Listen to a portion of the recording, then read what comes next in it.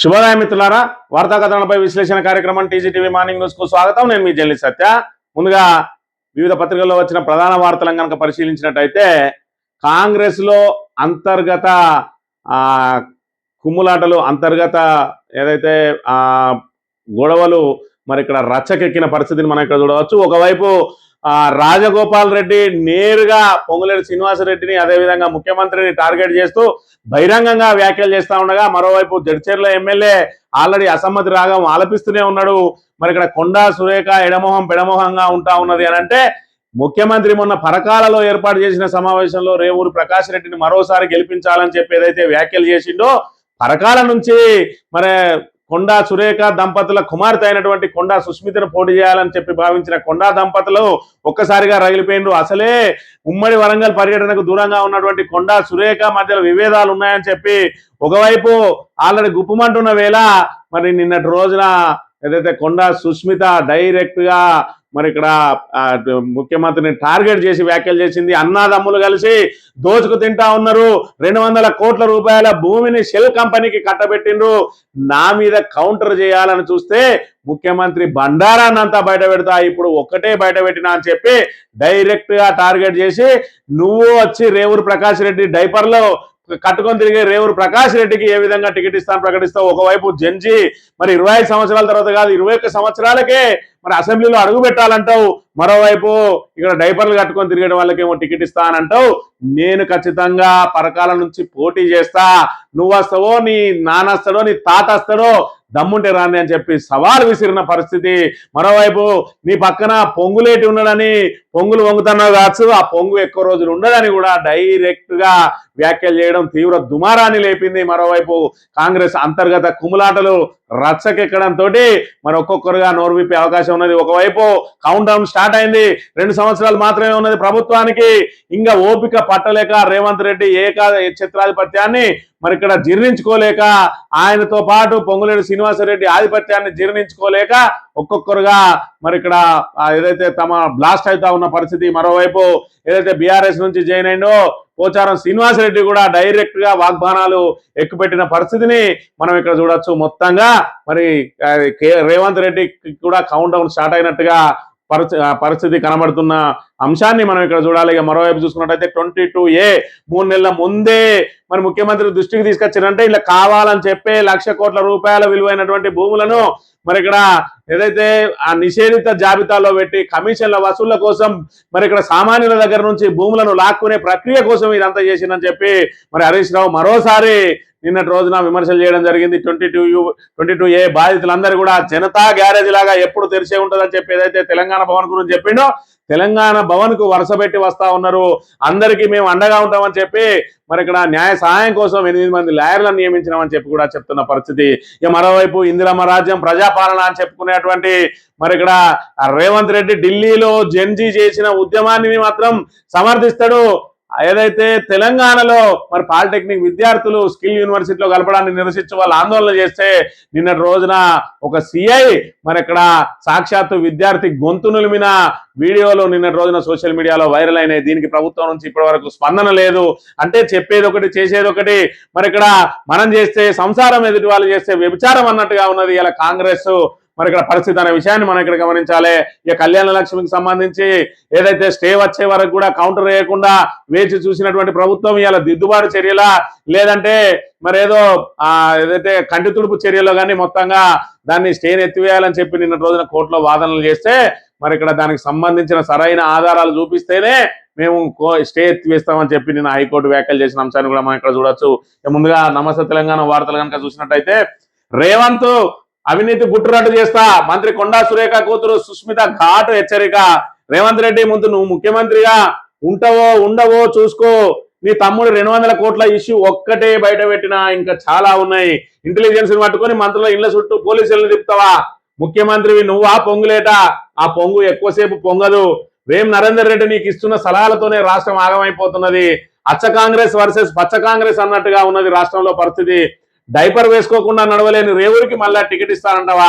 CM వచ్చినా వాళ్ళ అయ్యా తాత వచ్చిన పరకాలలో గెలిచేది నేనే. రేవంత్ రెడ్డిపై సుస్మిత ఫైర్. బర్త్డే వేడుకల్లో సంచలన వ్యాఖ్యలు అని చెప్పి కొండా దంపతులు ఇప్పటికే కొండా మురళికి ఎమ్మెల్సీ ఇస్తా అని చెప్పి మరి ఏదైతే హామీ ఇచ్చినో హామీని నిలబెట్టుకోలేదని ఫైర్ అవుతా ఉన్నారు.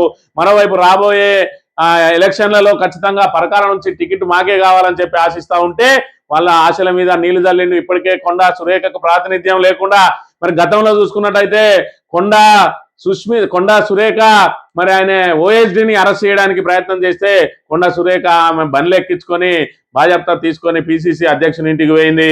మరి ఆ ఇంటి చుట్టూ కూడా పోలీసులు మోహరించిండు. ఆ రోజు కూడా సుస్మిత మరి డైరెక్ట్ గా బ్లాస్ట్ అయింది. నిన్నటి రోజున అయితే ఏకంగా నువ్వు నీ తమ్ముడు కలిసి మొత్తం రాష్ట్రాన్ని దోసుక తింటా ఉన్నారు. 200 కోట్ల రూపాయల భూమిని అప్పనంగా కట్టబెట్టిను అని చెప్పి బీఆర్ఎస్ ఏదైతే అంశాన్ని లేవనెత్తిందో దాన్ని సమర్థించుకుంటూ నిన్న వ్యాఖ్యలు చేసింది. ఇంకా నన్ను కౌంటర్ చేయాలని చూస్తే మీ బండారం మొత్తం బయట పెడతా అని చెప్పి డైరెక్ట్ గా ముఖ్యమంత్రిని టార్గెట్ చేసింది. అని అంటే ఎంత మేరకు అవినీతి జరుగుతా ఉన్నదో ఇక్కడ మనం చూడాలి. పొంగులేటి శ్రీనివాసరెడ్డి మరి ఇక్కడ ఉమ్మడి వరంగల్లో చేస్తున్న ఆధిపత్యాన్ని, ఆయన జిల్లా మంత్రిగా మరి చేస్తున్న ఆధిపత్యాన్ని కూడా వీళ్ళు భరించలేకపోతా ఉన్నారు. మేడారం అభివృద్ధి పనుల నుంచి ప్రారంభమైంది. కొండ సురేఖకు సీతక్కకు పొంగులేటికి మధ్యలో అది చిలికి గాలివానగా మారిన పరిస్థితి.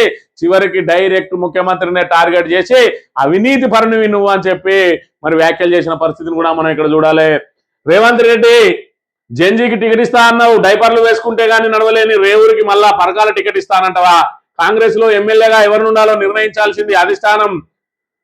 అసలు నువ్వు ముఖ్యమంత్రిగా ఉంటావు, ఊడిపోతావు అనుమానమే. నీ ప్రవర్తన అధిష్టానం అన్ని కోణాల్లో జాగ్రత్తగా పరిశీలిస్తున్నట్టు మాకు సమాచారం ఉన్నది. రేవంత్ రెడ్డి కళ్ళు నెత్తికెక్కినాయా? నీకు పిసిసి ఇప్పించి తప్పు చేసినాం, కొండా మురళినే తొక్కేద్దామని చూస్తావా? ఇప్పటికే నీ తమ్ముడికి 200 కోట్ల ముచ్చటనే చెప్పినా నా మీద కౌంటర్ చేయాలని చూస్తే మొత్తం బండారం అంతా కూడా బయట పెడతా అని చెప్పి చెప్తా ఉన్న పరిస్థితి. మరి ఇక్కడ నువ్వెవని టికెట్ మరి రేవూరు ప్రకాష్ రెడ్డిని గెలిపియాలి, ఆయనకే టికెట్ అని ప్రకటించడానికి నువ్వెవడు? మొన్న సంగారెడ్డికి పోతే మరి జగ్గారెడ్డికి టికెట్ ఇచ్చే విషయం అధిష్టానం చూసుకుంటుంది అంటావు, ఇక్కడికి వచ్చి మాత్రం రేవూరు ప్రకాష్ రెడ్డికే టికెట్ అంటావు. ఇవాళ నువ్వే సీల్డ్ కవర్ ముఖ్యమంత్రి అనే విషయాన్ని మర్చిపోతా ఉన్నావు.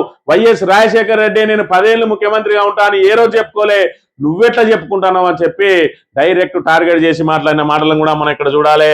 రచ్చకెక్కిన కాంగ్రెస్ పాలన పాతరా, పంచాయతీల జాతర, గాంధీ భవన్ నుంచి సచివాలయం దాకా కుమ్ములాట, పార్టీలో ఐక్యత, ప్రభుత్వంలో సమన్వయం కరువు, పాలన గాలి కొదిలి, కుర్చీలు వాటాల కోసం కుస్తీ, ఎమ్మెల్యేల నుంచి సీఎం దాకా నేతల లొల్లి, జిల్లాలో పెత్తనం కోసం వీధి పోరాటాలు, తాజాగా రేవంత్ పై సుస్మిత వ్యాఖ్యలు. అంటే మామూలు వ్యాఖ్యలు కాదు, డైరెక్ట్ గా మీది అవినీతి పరిపాలన, మీరు అవినీతి చేస్తాను, దోసుక తింటాను అని చెప్పి మరి ఇంకా ఒక్కటే చెప్పినా, ఎందుకంటే అది బయటకు వచ్చింది కాబట్టి ఇంకా అనేకం నాకు తెలుసు అని చెప్పి మరి టార్గెట్ చేస్తా ఉన్న పరిస్థితిని ఇవాళ మనం ఇక్కడ చూడాలి.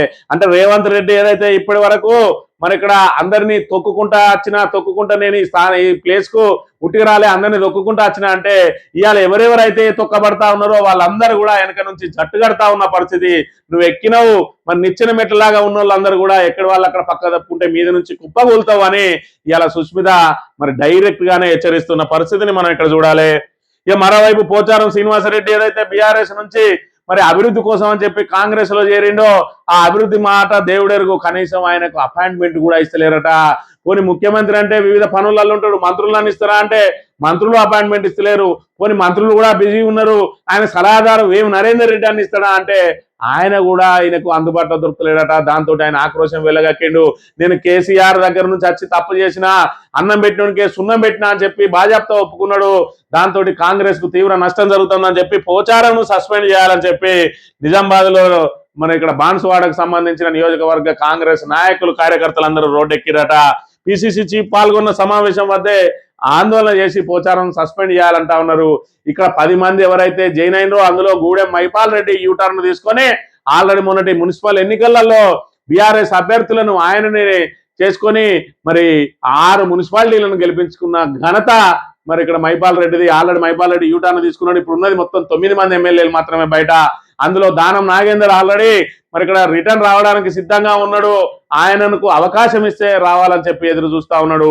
1-2 తప్ప మిగతా వాళ్ళందరూ కూడా రిటర్న్ బ్యాక్ రావడానికి చూస్తా ఉన్నాడు. పోచారం శ్రీనివాసరెడ్డి అయితే మరి ఇక్కడ నేను వస్తా అని చెప్పి ఇక్కడ అడగలేక, అందులో ఉండలేక, కక్కలేక మింగలేక అందులో పడి చస్తా ఉన్న పరిస్థితిని అయితే మనం ఇక్కడ చూడొచ్చు.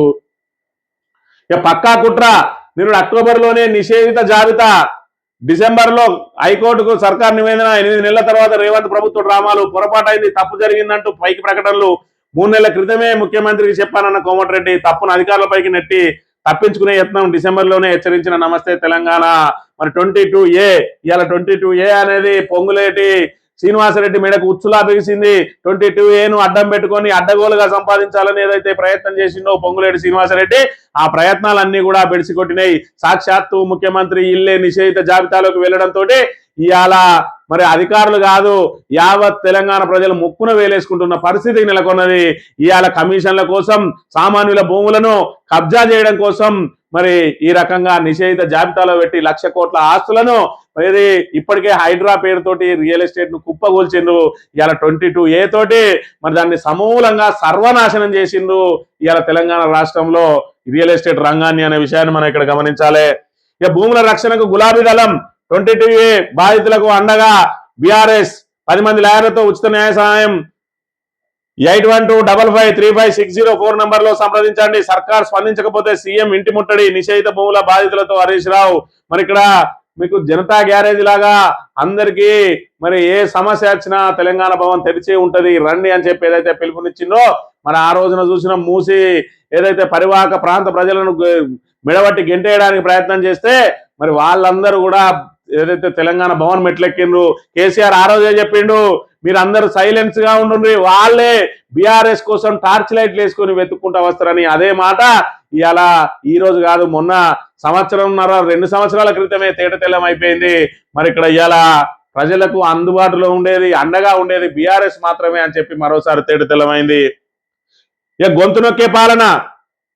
ఆందోళనకు దిగిన విద్యార్థులపై పోలీస్ దౌర్జన్యం. మానుకోట నిరసనలో విద్యార్థుల పీక పిసికిన సీఐ, బాలికలను నెట్టేసిన మరో పోలీస్ అధికారి. జీవో 97కు వ్యతిరేకంగా విద్యార్థుల ఉద్యమం చెప్పి ఇక ఇక్కడ చూడండి ఇవాళ ప్రజాపాలన ఏ విధంగా ఉన్నది. మరి ఇక్కడ జెన్జీ ఉద్యమం ఏదైతే ఢిల్లీలో జరిగితే మరి అది బీజేపీకి వ్యతిరేకంగా కాబట్టి కాంగ్రెస్ వాళ్ళందరూ కూడా సంకలు గుద్దుకున్నారు, వాళ్ళందరికీ మద్దతు పలికిండ్రు. అదే జెన్జీ ఉద్యమం ఇవాళ పాలిటెక్నిక్ ను స్కిల్ యూనివర్సిటీలో కలిపినట్టయితే పాలిటెక్నిక్ అనేది మరి ఇక్కడ అందరిని ద్రాక్షగా మారిపోయే ప్రమాదం ఉన్నది, ఆ ఫీజుల భారం పెరిగే ప్రమాదం ఉన్నదని ఒకవైపు అధ్యాపకులు మరోవైపు విద్యార్థులు పోరాటం చేస్తా ఉంటే వాళ్ళ సమస్యను అర్థం చేసుకోవాల్సింది పోయి పోలీసులు గొంతు నొక్కుతా ఉన్నారు. ఇలా పోలీసులు రక్షక భటుల భక్షక భటుల పోలీసు వ్యవస్థను ఇంత దిగజార్చింది ఇవాళ కాంగ్రెస్ ప్రభుత్వం. ఒకసారి ఆలోచన చేయాలి. దేశంలోనే నెంబర్ 1 గా ఉండేటువంటి తెలంగాణ పోలీస్ వ్యవస్థ ఇవాళ కాంగ్రెస్ ప్రభుత్వం చెప్పు చేతులలో ఇవాళ కుప్పగూలిపోయింది. వాళ్ళ విలువలను కోల్పోయినరు. పోలీస్ అంటే మరి నమ్మకానికి మారుపేరుగా ఉండేది. ఇవాళ ఎక్కడికి వెళ్ళినా గుడికి వెళ్ళినా దేవుడు కరుణిస్తాడో లేదో కానీ పోలీస్ స్టేషన్కి వెళ్తే మన సమస్య పరిష్కారం అవుతుందని చెప్పి బీఆర్ఎస్ ప్రభుత్వ హయాంలో 10 సంవత్సరాల పాటు ప్రజలు నమ్మితే ఇవాళ కాంగ్రెస్ పరిపాలనలో మరి ఇక్కడ తానా మెట్లెక్కితే మన మెడకు ఉరివడ్డట్టే అన్న చందంగా తయారైపోయింది. ఇలా కాంగ్రెస్ నేతలు చెప్పిందే వేదం చేసిందే శాసనం అన్న చందంగా అది వాళ్ళు తప్పు చేసినా వాళ్ళదే ఒప్పు అని చెప్పి మరి ఇక్కడ ఏదైతే కాంగ్రెస్ నాయకులు అడుగులకు మడుగులు వస్తాయి పోలీస్ వ్యవస్థ ఇలా విద్యార్థులను మెడలు పట్టి పిసుకుతా ఉన్నారు అని అంటే ఎంత ఎంత దిగజారిపోయింది ఈ పోలీస్ వ్యవస్థ. ఒకసారి ఆలోచన చేయాలి. రియల్ ఎస్టేట్ కు మెర్సీ కిల్లింగ్. కొనకుండా అమ్మకుండా గొంతు నిలిమిన సర్కార్. నిన్నటిదాకా హైడ్రా కూల్చివేతలతో వెంటిలేటర్ పై రియల్ రంగం. తాజాగా నిషేధ జాబితా ప్రకంపనలతో విధ్వంసం సంపూర్ణం. 3 ఏళ్ల కిందటి దాకా నగరంలో రోజుకు వేలాది లావాదేవీలు. ఇప్పుడు పడిపోయిన రిజిస్ట్రేషన్లు బిక్కుబిక్కుమంటున్న రియల్టర్లు అని చెప్పి మరి ఇక్కడ హైడ్రా తోటి ఏ విధంగా విధ్వంసం జరిగింది, ఏ విధంగా రియల్ ఎస్టేట్ కుప్పగొలిందో చూసినాం. ఇవాళ నిషేధిత జాబితా తోటి సంపూర్ణంగా మరి రియల్ ఎస్టేట్ ను చంపేసిరు పూర్తిగా. ఇవాళ ఫ్యూచర్ సిటీలో మాత్రమే మీరు కొనడానికి వీలు కల్పించిండ్రు. ఎక్కడ కొన్నా అంత నిషేధంలో పెట్టి ఇవాళ ఫ్యూచర్ సిటీలో ఉన్న భూములను 2 సంవత్సరాలే ఉన్నది. ఆ తర్వాత 3-4 నెలల ముందు నుంచే మరి ఇక్కడ ఏదైతే దానికి సంబంధించిన నోటిఫికేషన్ వచ్చే అవకాశం ఉంటది. కాబట్టి 2 ఏళ్లలో సాధ్యమైనంత వరకు అక్కడ భూములన్నింటినీ అమ్మేసుకోవాలి, సొమ్ము చేసుకోవాలి. దానికోసం ఇక్కడ నానా తంటాలు పడతా ఉన్నది ప్రభుత్వం. ఒకవైపు మరి ఇక్కడ 22 నిషేధం పెట్టి కమిషన్ల కోసం కొంతమంది ప్రయత్నం చేస్తూ ఉంటే అది తెలిసినా కూడా అట్లనే ఉండని మన ఫ్యూచర్ సిటీలో భూములు అమ్ముకోవచ్చు అని మరి కొంతమంది చూస్తా ఉన్న పరిస్థితి. స్కిల్ వర్సిటీలో చేరితే ఫీజుల మోతే. పాలిటెక్నిక్ కోర్సుల ఫీజులు భారీగా పెరిగే ప్రమాదం. ప్రభుత్వ నిర్ణయంపై విద్యార్థులు అధ్యాపకుల ఆందోళన. మరి గొంతు విసుకుతున్న కాంగ్రెస్ సర్కార్. తమిళనాడులో కేసీఆర్ మోడల్. టీఎస్ ఐపాస్ తరహాలో 21 రోజుల్లో పరిశ్రమల అనుమతులకు ప్రతిపాదనలు. అనుమతులు రాకుండా డీమ్డ్ అప్రూవల్. బీఆర్ఎస్ హయాంలో సత్ఫలితాలు, ఇటీవల నీతి ఆయోగ్ సైతం ప్రశంసలు, దేశానికే దిక్చూసిగా కేసీఆర్ పాలసీ. దేశానికి దిక్చూసిగా అని ఇప్పుడు చెప్పాల్సిన అవసరం లేదు. మిషన్ భగీరథ పెట్టిండు. మరి ఇక్కడ కేసీఆర్ మిషన్ భగీరథ తోటి ఇంటింటికి నల్లా నీరు ఏదైతే పెడితే అప్పుడే కేంద్ర ప్రభుత్వం దాన్ని అనుసరించింది. కేసీఆర్ పథకాన్ని అనుసరించి హర్ ఘర్ జల్ అనే కార్యక్రమాన్ని మొదలుపెట్టింది. మరి ఇక్కడ భారతదేశంలో కాదు ప్రపంచంలో ఎక్కడ కూడా రైతుకు ప్రోత్సాహం అందించడానికి రైతు బంధు లాంటి బృహత్తరమైన కార్యక్రమాన్ని, సంక్షేమ పథకాన్ని ఎవరు కూడా ప్రవేశపెట్టలేదు. కేసీఆర్ ప్రవేశపెడితే దాన్ని ఆదర్శంగా తీసుకున్న నరేంద్ర మోడీ ప్రభుత్వం వాళ్ళు కూడా పిఎం కిసాన్ పేరుతోటి మరి ఎకరాకు 3,000 మరి 5 ఎకరాల వరకు కూడా ఇచ్చుకుంటూ కేసీఆర్ పథకాన్ని మరి ఇక్కడ వాళ్ళు అనుసరిస్తా ఉన్నారు, కాపీ కొడతా ఉన్నారు. ఏది ఏమైనా మరి కేసీఆర్ ఇప్పుడు పెట్టినటువంటి ఏదైతే టీఎస్ ఐపాస్ తోటి పరిశ్రమలకు 21 రోజులలోనే అనుమతులు అన్ని కరెక్ట్ గా ఉండి వాళ్ళు నిజంగానే పరిశ్రమను ఏర్పాటు చేస్తారు, ఉపాధి కల్పిస్తారు అని చెప్పి వాస్తవ పరిస్థితులు కనుక ఉన్నట్టయితే వెంటనే అనుమతులు ఇచ్చే విధంగా టీఎస్ ఐపాస్ ఏదైతే పెట్టిందో ఇవాళ విజయ్ సీఎం అయిన తర్వాత కేసీఆర్ అనుసరిస్తూ ఇదే పథకాన్ని, ఇదే వ్యవహారాన్ని అక్కడ కూడా నడిపించడానికి ప్రయత్నం చేస్తా ఉన్న పరిస్థితి. ఈ పేరపల్ల భూముల రీసర్వే, నారాయణపేట లిఫ్ట్ భూ పరిహారం వివాదంపై పునఃపరిశీలనకు ఆదేశమట. మరి ఏ విధంగా అయితే ప్రభుత్వ భూములను పట్టాలుగా మార్చి ఏదైతే నష్టపరిహారం కొట్టేస్తారో దాని మీద పదే పదే నమస్తే తెలంగాణ కథనాలు రావడంతో మరి ఇక్కడ రీసర్వే చేస్తా ఉన్నారట. సర్కార్ దిగిరాకపోతే మెరుపు సమ్మె, పిఆర్సీ కమిటీ వేయండి, వేతనాలు పెంచండి, వైటీపీఎస్ ప్రైవేటీకరణను ఆపండి, 20 ఏళ్లుగా ప్రభుత్వం నిర్ణయం తీసుకోకపోతే భారీ ఉద్యమం, విద్యుత్ ఎంప్లాయీస్ జేఏసీ. ఇక ఒకరి తర్వాత ఒకరికి స్టార్ట్ అయింది. రేవంత్ రెడ్డి కౌంట్ డౌన్ షురు. ఇటు ఉద్యోగులు, ఇటు విద్యార్థులు, ఇటు నిరుద్యోగులు, ఇటు సొంత పార్టీ నేతలు. ఇక ముప్పేట దాడి జరగబోతా ఉన్నది. ఆగస్టు సంక్షోభం కూడా రేవంత్ మెడకున్నది. మరి గతంలో చూసుకున్నట్టయితే ఎన్టీఆర్ కు ఆగస్టు సంక్షోభమే ఉండే.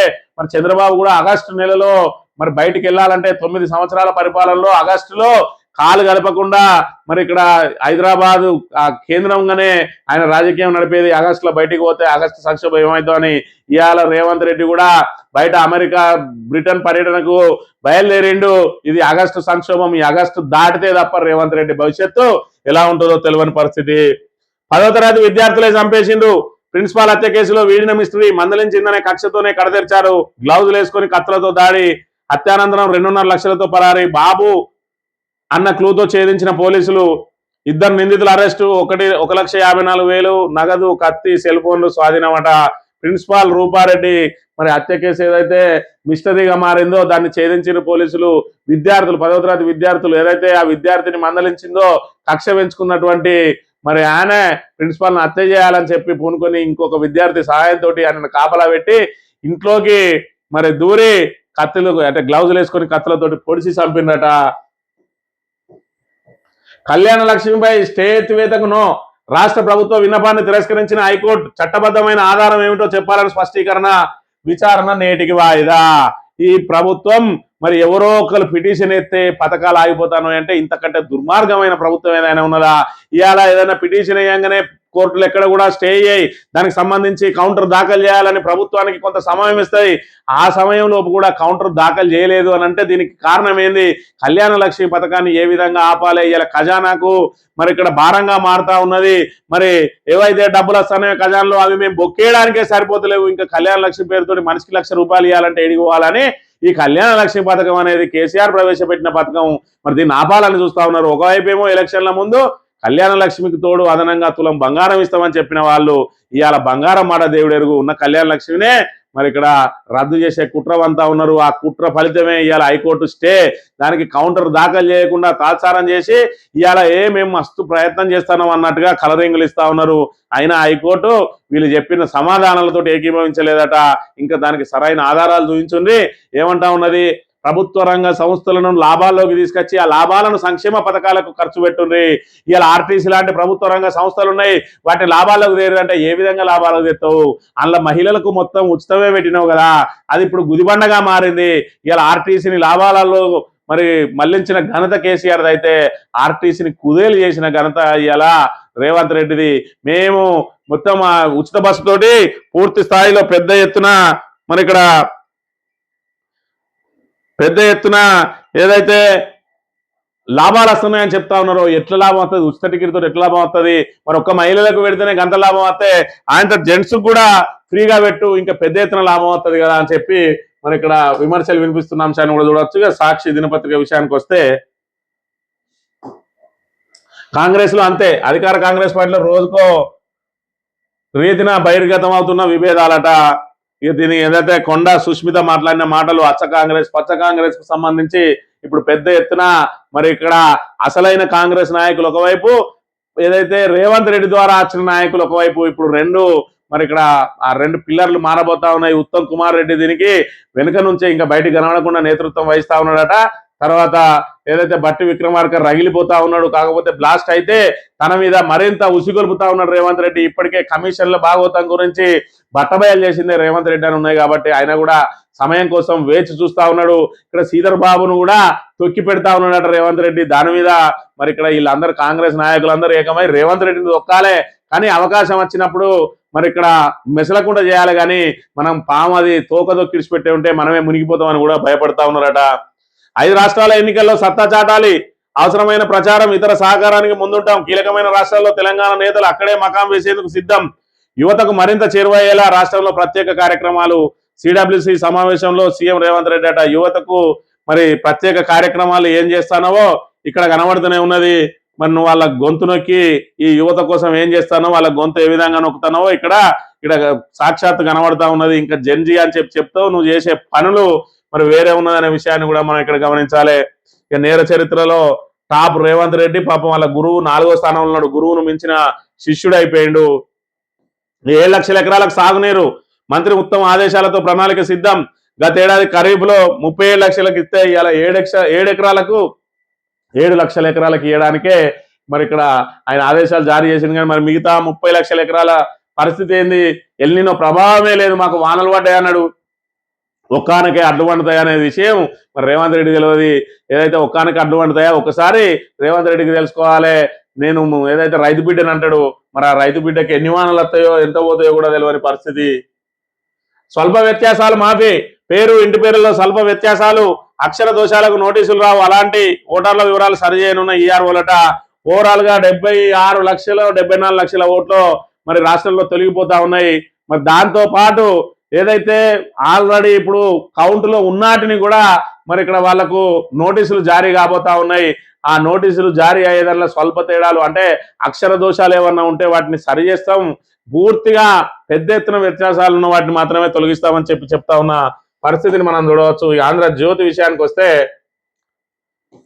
మరో 25 ఏళ్ళు 543 సీట్లే, లోక్సభ సీట్లను స్తంభింపజేయాలి, 543 సీట్లలోనే మహిళలకు 33% కోటా ఇవ్వాలి, తదుపరి లోక్సభ ఎన్నికల నుంచి అమలు చేయాలి. పార్టీ సమావేశాల్లో వందే మాత్రం 2 చరణాలే వాడతాం, 1937 నాటి కాంగ్రెస్ తీర్మానానికి కట్టుబడి ఉంటాం, 800 నగరాల్లో విద్యార్థులతో సభలు, అయోధ్య విరాళాల చోరీపై దేశవ్యాప్త ఉద్యమం, అక్టోబర్ 31లోగా గ్రామ స్థాయి నుంచి పార్టీ బలోపేతం. మరి ఇక్కడ మొత్తంగా వీళ్ళు డీలిమిటేషన్ వ్యతిరేకిస్తా ఉన్నారు, మహిళా బిల్లును మాత్రం సమర్థిస్తా ఉన్నారు. మహిళా బిల్లును ప్రవేశపెట్టండి, డీలిమిటేషన్ ఆపండి అంటారు. మరి వాళ్ళ మంత్రి ఏదైతే వాళ్ళ పార్టీకి సంబంధించిన తెలంగాణ ముఖ్యమంత్రి మాత్రం డీలిమిటేషన్ ఎవడు చెప్పినా ఆగది, ఎవడు అడ్డుకున్నా ఆగది, డీలిమిటేషన్ వస్తుంది, మన 150 కంటే పైసీలకు సీట్లు రాబోతా ఉన్నాయి, అన్న 117 మేమే గెలుస్తామనేమో ఒకవైపునే బీజేపీ పాట పాడుతూ ఉంటాడు. మరి అదే మళ్ళీ కాంగ్రెస్ ఏదైతే పార్టీ సమావేశం పెట్టుకున్నప్పుడు మాత్రం అక్కడ వాళ్ళు డీలిమిటేషన్ ను వ్యతిరేకిస్తూ ఉంటారు.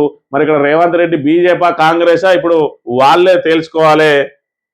ఇక ముఖ్యమంత్రి కాగానే కళ్ళు నెత్తికెక్కాయా అని చెప్పి మరి ఇక్కడ కొండా సుష్మిత మాట్లాడిన మాటలను కూడా ఏదైతే ఆంధ్రజ్యోతి ప్రచురించింది, మరి ఇక్కడ తాబేదార్ పత్రిక అయినా ఎంతో కొంత స్పేస్ ఇచ్చింది. దాని కిందనే మళ్ళీ కవరింగ్ కోసం కొండా సురేఖకు షోకాజ్ నోటీస్ ఇచ్చినట.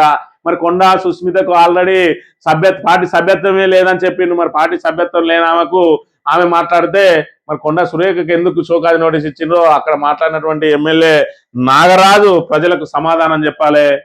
ప్రిన్సిపాల్ చంపింది విద్యార్థులేనట. ఇక పాత జాబితాతో ముందుకు 2023 ముందు నాటి 22A జాబితాకే పరిమితం, ప్రస్తుత వివాదం నుంచి బయటపడేందుకు అన్ని అవకాశాలను పరిశీలిస్తున్న రాష్ట్ర ప్రభుత్వ ఉత్తర్వులు క్రమబద్ధీకరణ జీవోలను పట్టించుకోకుండా కొత్త నిషేధిత జాబితా, రెవెన్యూ అధికారుల తీరుతో సర్కారుకు తలనొప్పి, సామాన్యులను ఇబ్బంది పెడుతున్నారనే విమర్శలు. దీంతో పాత జాబితానే తిరిగి అమల్లోకి తెస్తే సమస్య తొలగిపోతుందనే యోచన. 2023 డిసెంబర్ ముందు జాబితాలోని భూముల ఆస్తులు రిజిస్టర్ చేయకుండా చర్యలు అట. మరి ఇక్కడ చెప్తే పాత జాబితానే ముందుకు, పాత జాబితాతోటే ముందుకు అంటే హైదరాబాద్ లో 22A దాని కింద నిషేధం విధించిన ఆస్తులు ఏవైతే ఉన్నాయో అవన్నీ అంటే కొత్త జాబితా ఎందుకు వచ్చింది, కొత్త జాబితా పొంగులేటి శ్రీనివాసరెడ్డి తయారు చేయించిండు, ఇవన్నిటిని కూడా నిషేధంలో పెడితే వాళ్ళందరూ సచ్చినట్టు నా దగ్గరికి వస్తారు. నేను ఎవరికి ఎన్వోస్ ఇస్తే అన్ని ఓపెన్ చేయండి, ఏదైతే డబ్బున్నోడు డబ్బులు ఇస్తాడు, డబ్బు లేనోడు భూమి అమ్ముకుంటాడు, మొత్తంగా మనం ఇక్కడ భూ కబ్జాలు చేయొచ్చు అని చెప్పి చేసిన వ్యవస్థ అని దీని ద్వారా తేడతెల్లమైతా ఉన్నది. పాత జాబితా పెట్టకుండా కొత్త జాబితా ఎందుకు తయారు చేసిండ్రు, ఇదంతా మీరు చేయబట్టే అని చెప్పి ఆ రోజు పొంగులేటి శ్రీనివాసరెడ్డి మాట్లాడి ఇయ్యాలని చెప్తాడు. మరి పాత జాబితా పెడితే ఏ ఇబ్బందులు ఉన్నాయని చెప్పి ఇవాళ అధికారులు చెప్తా ఉన్నారు. అధికారుల మీద నెపం నెట్టి తప్పించుకునే ప్రయత్నం చేస్తా ఉన్నాడు. కానీ ఇదంతా ఈ పాపం అంతా పొంగిలేడిదే 22A.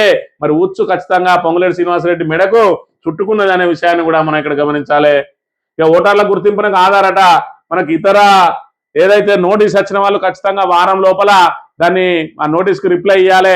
ఆధార్ కార్డు ఉంటే చాలు ఖచ్చితంగా మీ ఓటుకి ఏదైతే కొంతమందికి అక్షర దోషాలున్నా లేదంటే అడ్రస్ చేంజ్లున్నా లేదైతే ఇతర ఇబ్బందులు ఏమన్నా కూడా వాళ్ళందరికీ కూడా నోటీసులు రాబోతా ఉన్నాయి. కాబట్టి నోటీస్ వచ్చిన వాళ్ళు ఖచ్చితంగా ఆధార్ కార్డును మీ బిఎల్ఓకు చూపించి దాన్ని సాల్వ్ చేసుకొని ఓటును కాపాడుకోవాల్సిన అవసరం మీ మీద ఉన్నది. ఈనాడు దినపత్రిక విషయానికి వస్తే వందే మాత్రం పూర్తిగా చదువు పాడమట. పాడరు. ఎందుకు పాడతారు మీరు? మీది కాంగ్రెస్ కాదు, కాంగ్రెస్. మీరు అదే విధంగా కాంగ్రెస్ మీది అంటే మీరు ముస్లింల ఓట్లను జార విడుచుకోకుండా ఉండడం కోసం మీరు పాకిస్తాన్ కూడా సపోర్ట్ చేస్తోలే. కాబట్టి మీరు వందే మాత్రం పాడరు. ఇది ఖచ్చితంగా హిందూ దేశమే. మరి సెక్యులర్ అనేది తర్వాత ముచ్చట. సెక్యులర్ అనేది మనం పెట్టుకున్నది. ఇవాళ హిందూ ముస్లింల పేరు మీద 2 దేశాలు విడిపడ్డాయి. మరి ఇక్కడ ముస్లింలు మేము ముస్లింలుగానే ఉంటాం, ముస్లిం దేశంలోనే ఉంటాం అన్న వాళ్ళందరూ కూడా పాకిస్తాన్కి వెళ్ళిపోయినారు. మరి ఇక్కడ ఇది హిందూ దేశంగా 2 మత ప్రాతిపదికన విడిపడ్డాయి. ఇవాళ దీన్ని కూడా ముస్లిం దేశంగా మార్చడానికి ఒకవైపు ముస్లింలు ప్రయత్నం చేస్తూ ఉంటే ఈ కాంగ్రెస్ ముస్లిం ఓట్ల కోసం ముస్లింలకు వంత పడుతూ ఉన్నది. ఇవాళ ముస్లింలు కానీ సిక్కులు కానీ జైనులు కానీ క్రిస్టియన్లు కానీ అందరినీ కూడా ఆదరించే స్వభావం హిందువుల మీద ఉన్నది. కాబట్టి ఎక్కడ కూడా ఇక్కడ ద్వేషాలు రగులుతలేవు. కేవలం ఈ కాంగ్రెస్ ఏదైతే ముస్లింలకు వంతపాడుతూ బీజేపీ ఏదైతే హిందువులకు వంతపాడుతూ ఈ రెండింటి మధ్యలో కొట్లాటలు పెట్టించి ఓట్లు దండుకునే ప్రయత్నం ఈ 2 పార్టీలే చేస్తా ఉన్నాయి. కాబట్టి ఈ 2 పార్టీలను తెలంగాణలో పొందబెట్టడానికి తెలంగాణ ప్రజలు హిందూ ముస్లిం క్రిస్టియన్ జైన్ సిక్కు ఎవరున్నా కూడా అందరూ కూడా ప్రయత్నం చేసి 2 పార్టీలను మరి తెలంగాణలో లేకుండా చేసినప్పుడే అందరం కూడా మరి సర్వమతాలు మరి కలివిడిగా ఉండి అందరం కూడా సస్యశ్యామలంగా ఉంటామని తెలుసుకోవాలని కోరుతూ ఇది ఈరోజు మార్నింగ్ న్యూస్ తెలియపలుతాను. Thank you very much.